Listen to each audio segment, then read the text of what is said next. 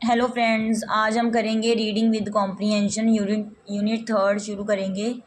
तो शुरू करते हैं without wasting any time. Reading with comprehension means reading with understanding. अब देखो, रीडिंग पढ़ना कॉम्प्रीहेंशन के साथ का मतलब है कि पढ़ना समझ के साथ पढ़ना। ठीक है। Teacher should tell the students how to read the language. देखो, टीचर को चाहिए बताना बच्चों को कि कैसे रीड करना है भाषा को। Then they should tell them how to read the comprehension with understanding. मतलब पहले टीचर को बताना चाहिए कि कैसे भाषा को रीड करना है, फिर टीचर को उनको बताना चाहिए कि कैसे समझ के साथ रीड करना है। ठीक है। The students should read the comprehension with the repeatedly. अब स्टूडेंट्स को क्या करना चाहिए? रीड करना चाहिए कॉम्प्रीहेंशन को बार बार रिपीट में। ठीक है। इट इज़ वेरी इंपॉर्टेंट, ये बहुत महत्वपूर्ण है कि because it is real reading, क्योंकि ये जो कॉम्प्रीहेंशन के साथ पढ़ना मतलब समझ के साथ पढ़ना बहुत ही रियल रीडिंग है ये। The students can get benefit from reading if they read and understand.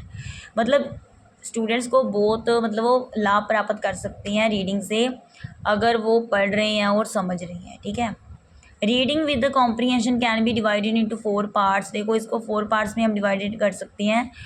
Treatment of new words, proper reading, comprehension question और vocabulary and language work.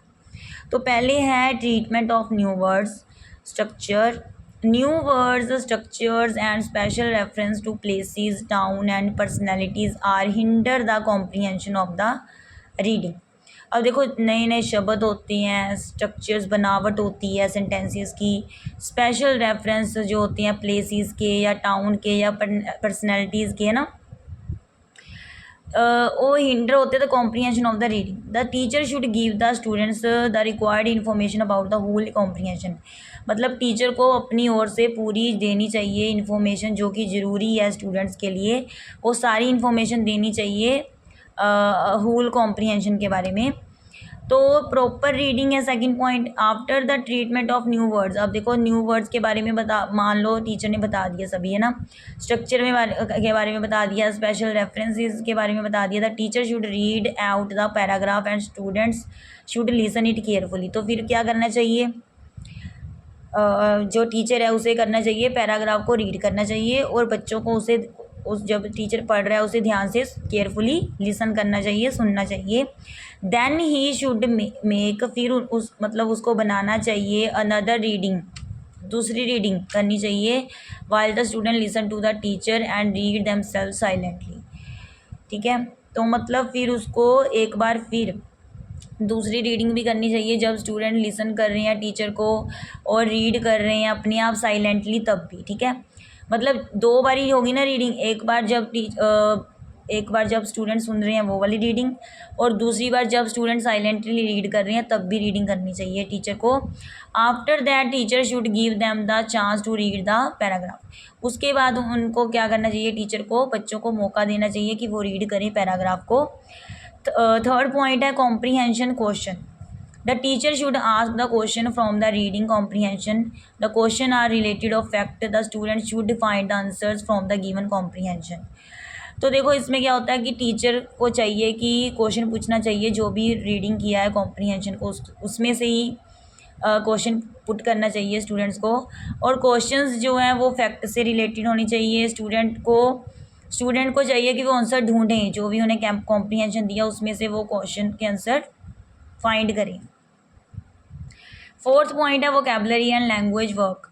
After reading of the paragraph has been done and comprehension questions have been answered, there is need of testing vocabulary and language skills by suitable exercise like filling the blanks.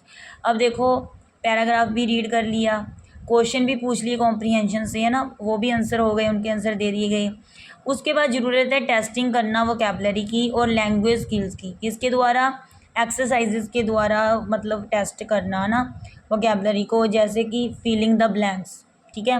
ये activities है। देखो, आपने खुद भी देखा होगा, आप अगर रीड करते हो पैसेज, है ना, उसमें से हमने क्वेश्चन आता है ना हमें पेपर में कि रीड करो पैसेज को, कॉम्प्रीहेंशन को, और फिर उसके मतलब पैसेज को कॉम्प्रीहेंशन के साथ, समझ के साथ रीड करो और उसके बाद क्वेश्चन के आंसर दो, है ना।